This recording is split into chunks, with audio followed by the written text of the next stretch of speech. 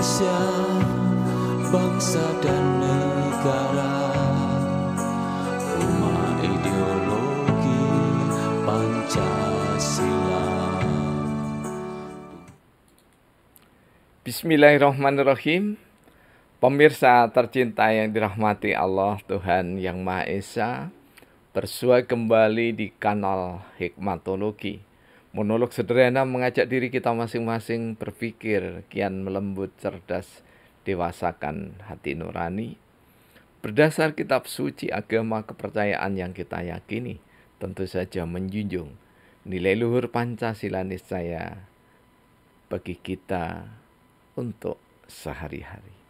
Pemirsa, kita masih mendialogkan hasil riset kami yang sementara kami narasikan dan dalam bentuk sabdana, semacam syair ataupun puisi yang insya Allah inovasi dari syair ataupun puisi yang ada. Ini tentu saja bukan berdasar penilaian kami, tapi berdasar penilaian dari saudara-saudara kami. Antara lain ada Dr. Didin Widiartono, sarjana sosial, sarjana pendidikan, magister pendidikan yang dosen Universitas Negeri Malang, sekaligus juga ada Dr. Muhammad Sinal yang menjadi dosen di Politeknik Negeri Malang dan sejumlah aktivis sastra lainnya. Pemirsa, ketika kita berbicara tentang mimpi ataupun dibersamai Rasulullah Muhammad Sallallahu Alaihi Wasallam dalam keadaan terjaga, maka akan sulit dicerna kecuali orang-orang yang sangat mempercayai atau mempercayai saudaranya seiman. Maka kami tidak bermaksud untuk menanamkan kepercayaan. Hanya saja berbekal pada sabda Rasulullah Muhammad SAW yang sahih, ya, antara lain dari Sahih Bukhari, maka kami terus menelusuri sejak tahun 1984 melalui guru kami waktu itu, Bapak Abdul Khairi di Jalan Waringin nomor 11 Wonokromo, Surabaya, yang bersamaan juga dalam waktu yang nyaris sama pertemuan kami dengan Muhammad Adam, di mana kedua-duanya pernah mimpi bersama Rasulullah. Nah, kali ini kami akan sampaikan 3 sahabat, yakni adalah sahabat dialog dari Muhammad Adam. Dan kami mengenali sahabat-sahabat dialog dari Muhammad Adam ini dari Muhammad Adam itu sendiri. Yang pertama adalah Muhammad Husnan, sarjana sosial, alumni dari Sekolah Tinggi Ilmu Sosial dan Ilmu Politik Waskita Dharma Malang, asli Lamongan. Kemudian yang kedua adalah Muhammad Taufik, sarjana hukum, asli dari Banyuwangi. Dan yang ketiga adalah Saudara Suwarno, yang ketika wawancara kami menyebutnya dengan Gus Warno, asal dari Kota Bangil, sekarang berada di Kecamatan Pakesaji, Dusun Genengan, Kabupaten Malang. Muhammad Kusnan bertemu Rasulullah dalam keadaan terjaga 3 kali. Sedangkan Muhammad Taufik 2 kali dan Suwarno 3 kali. 2 kali mimpi, 1 kali terjaga. Pada saat terjaga melihat atau menyaksikan kehadiran Rasulullah Muhammad SAW, yakni khususnya Bapak Suwarno, itu antara lain disaksikan oleh Kiai Haji Masyhuri yang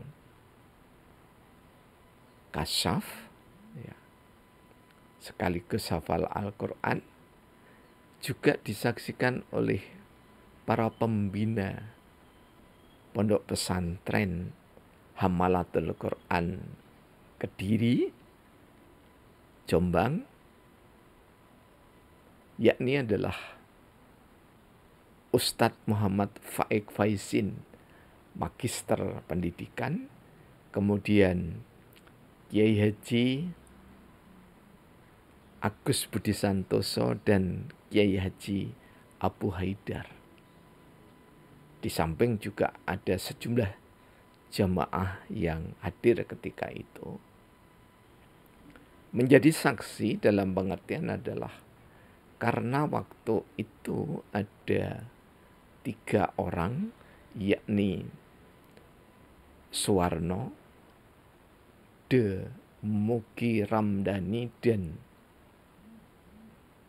Imam Fatoni, yang sama-sama menyaksikan kehadiran Rasulullah Muhammad SAW, meskipun beda dalam kualitas penyaksian.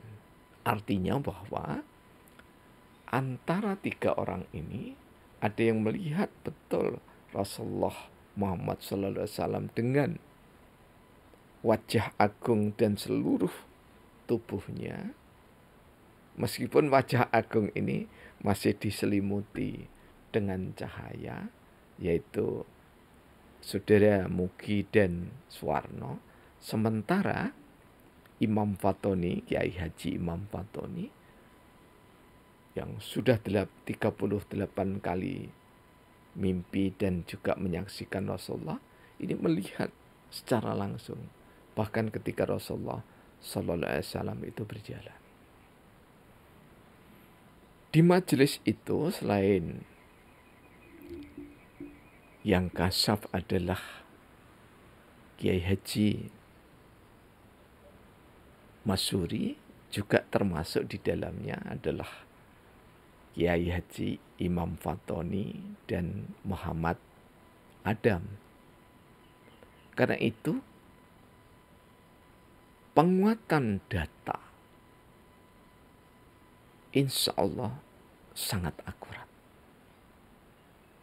Karena tradisi di dalam kehidupan sufistik, kehidupan spiritual umat Islam, mengetahui tanpa harus menggunakan mata, kecuali mata hati, adalah anugerah tertinggi dari Allah Subhanahu wa Ta'ala.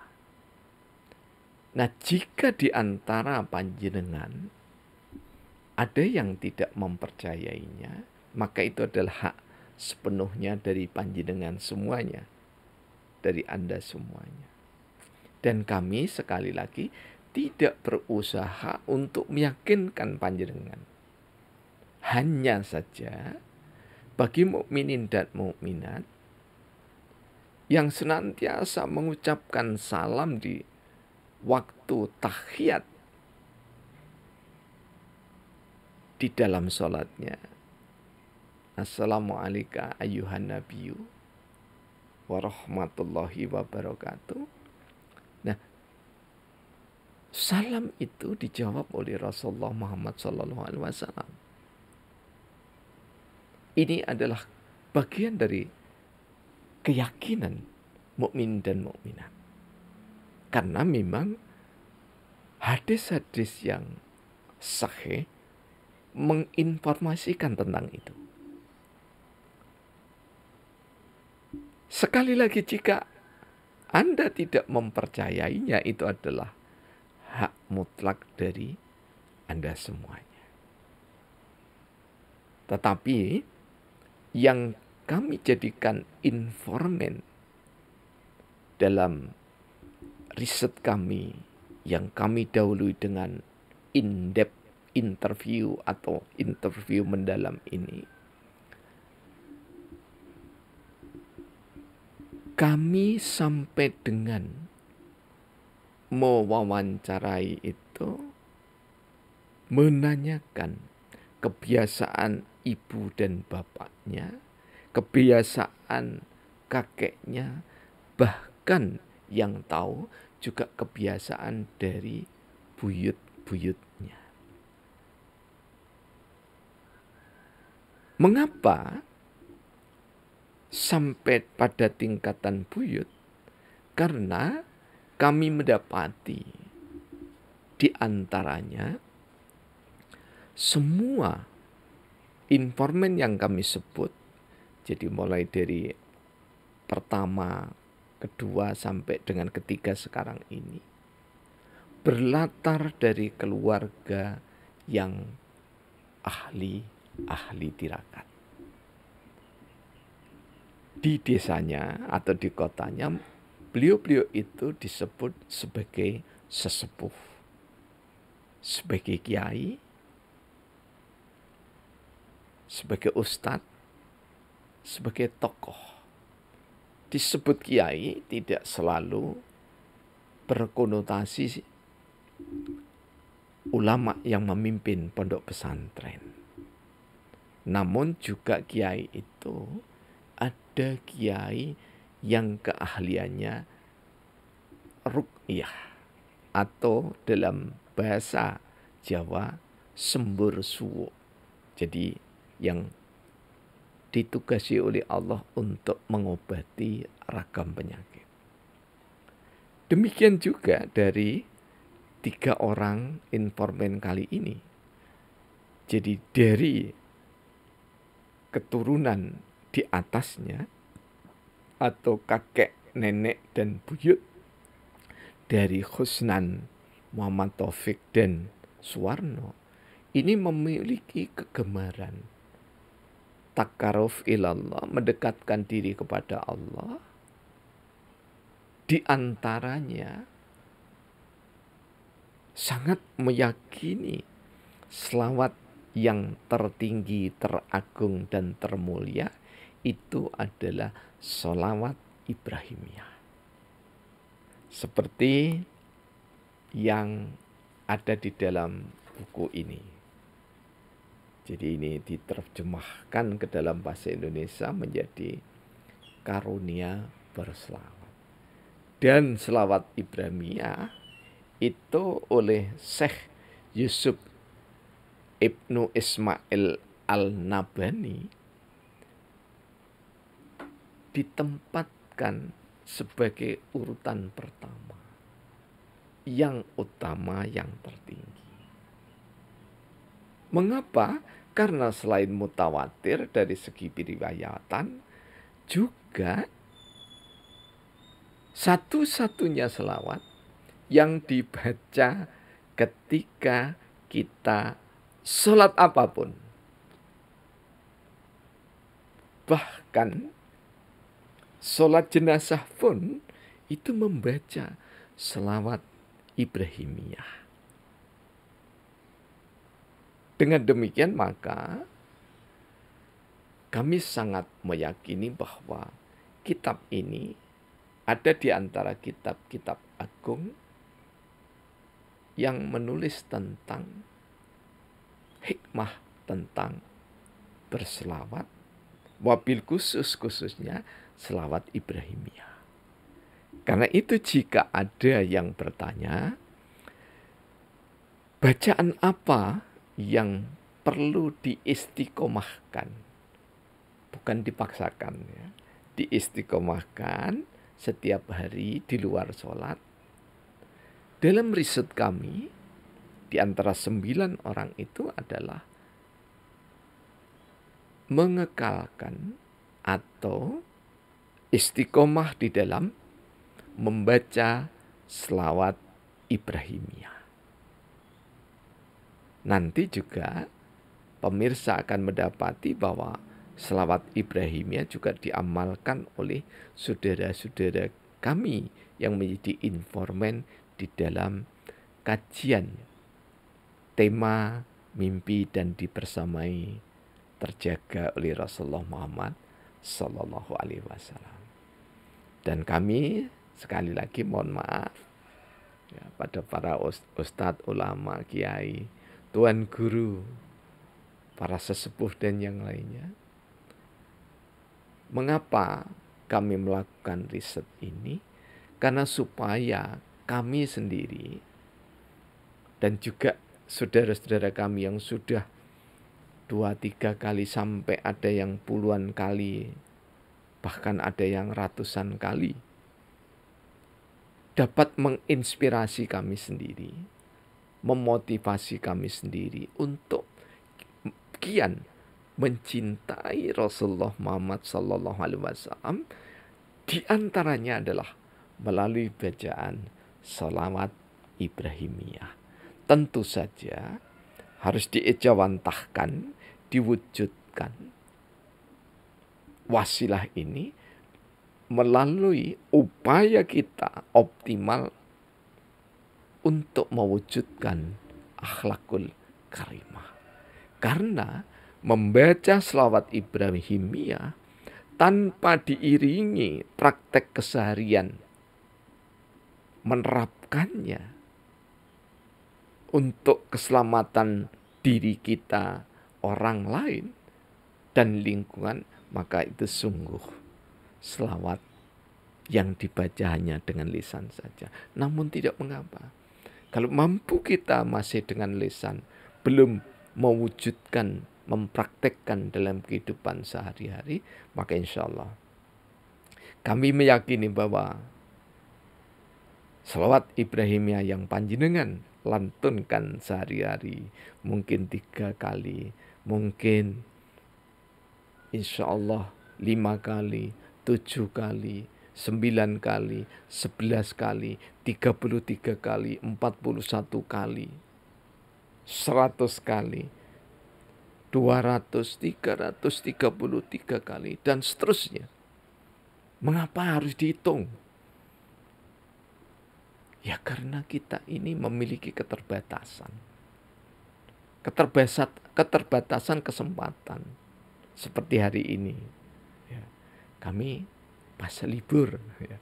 Tapi saudara-saudara kita yang kantoran ya, dan yang lainnya itu tidak libur. Karena itu ada keterbatasan. Karena itu, wadzakurullaha katsiran la'allakum tuflihun. Dan sebutlah nama Allah sebanyak-banyaknya supaya kamu mendapatkan kebahagiaan, keberuntungan, kedamaian, keselamatan, kesejukan, dan perangai luhur akhlakul karimah. Maka banyak di sini, sekali lagi kita bisa merujuk. Salat fardu oleh Rasulullah diajarkan minimal kita 33 kali. Ya. Takbir, tahmid, kemudian tasbih.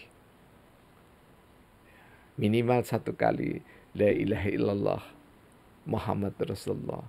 Ataupun bacaan-bacaan mulia yang lain. Dan ada juga yang mengiringi dengan bacaan ayat kursi setelah sholat. Minimal 1 kali. Nah dengan istiqomah itulah. Maka saudara-saudara kami yang sudah kami teliti, atau kami mintai menjadi informan dengan ikhlas, maka beliau-beliau itulah yang mendapatkan anugerah dari Allah Subhanahu wa taala, mimpi, dan juga menyaksikan dalam yaqadha, dalam keadaan terjaga atas anugerah dari Allah Subhanahu wa taala. dibersamai Rasulullah Muhammad Sallallahu Alaihi Wasallam. Terima kasih. Semoga kami panjenengan semua mimpi sekaligus dibersamai dalam keadaan terjaga bersama Rasulullah Muhammad Sallallahu Alaihi Wasallam yang tercinta, teladan, termulia, teristimewa. Alhamdulillahirabbil alamin. Yang manakala ditulis pada lauhul mahfuz